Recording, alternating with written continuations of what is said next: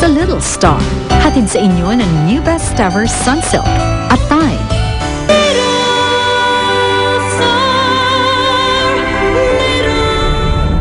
Kailangan mo ng katong sa mga problema mo, Helen. At ako yun. Tati, mahal mo pa si Yaya Helen? Mahal ko ang Yaya Helen mo. Kahit sinasaktan ako? Huwag kang magsinungaling, mag-sorry ka sa Yaya Helen. Sinampal niya ako. Tinurot niya pa ako. Hindi niya ako mahal. Masama siyang yaya. Sana wala na lang siya dito. Oo, mami ko nabobola mo, ako hindi ah. Ayoko na lumaking anak ko katulad mo. Kapag gawa ng kwento, kapag sinungaling. Sorry po. Hindi naman po kayo talagang masamang yaya. Mahal na mahal ko po kayo. Hindi ako naniniwala magagawa ni Helen yan. Hindi siya ganun. Alam namin na mataas ang tingin mo kay Helen. Kami din eh. Hanga din kami sa pag-alaga niya sa bata. Pero Dave, ang tao nagbabago. Siguro mas mabuti kung panoorin niyo na lang. Sinampal ni Helen si Nino?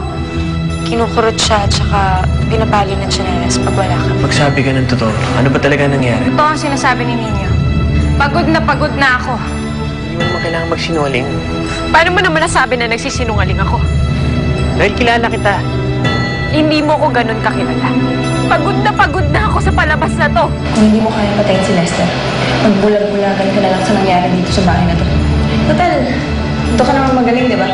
Sa tingin ko mas mabuti pa eh. Kausapin ko muna si Nino kung ano talaga nangyari. Pare, magpapaliwanag ako. Paano mo ba? Wala akong binabalak ng masama.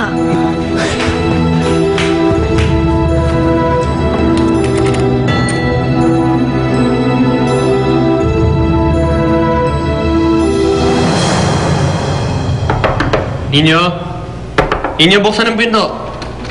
Anak, buksan mo na. Dave, please. Huwag muna ngayon. Stressed out na yung bata eh. Papahingan mo muna. Alam niyo, hindi naman matatapos ang lahat ng to kung hindi natin malalaman ng buong katotohanan. Alam mo, sinabi na namin sa'yo ang totoo. Ikaw ang ayaw maniwala. Lalo mo lang ginugulo ang isip ni Ninyo eh. Ano ba ang gusto mong isipin ha? Na sarili niyang ama, hindi naniwala sa kanya. Na mas kampi ka pa kay Helen. Anak, they have a point. Why don't you just let it go? Come on. Pero ma, Anak, halos maghapon na tayo dito. Kung may ibig sabihin ng bata, kanina pa yan lumabas ng kwarto at nagsalita. Maybe he needs some time. Maybe a space. Come on.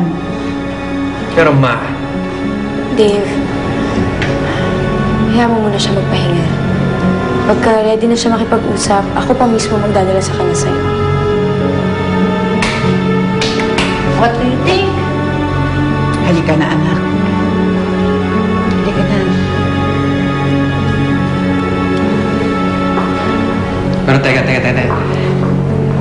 Hindi pa tapos to ah.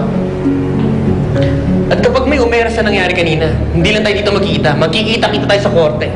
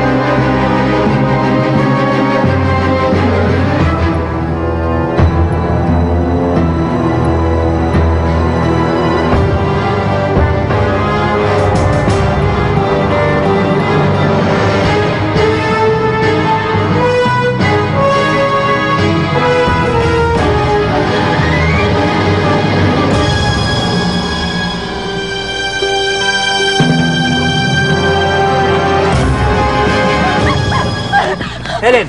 Helen. Mira!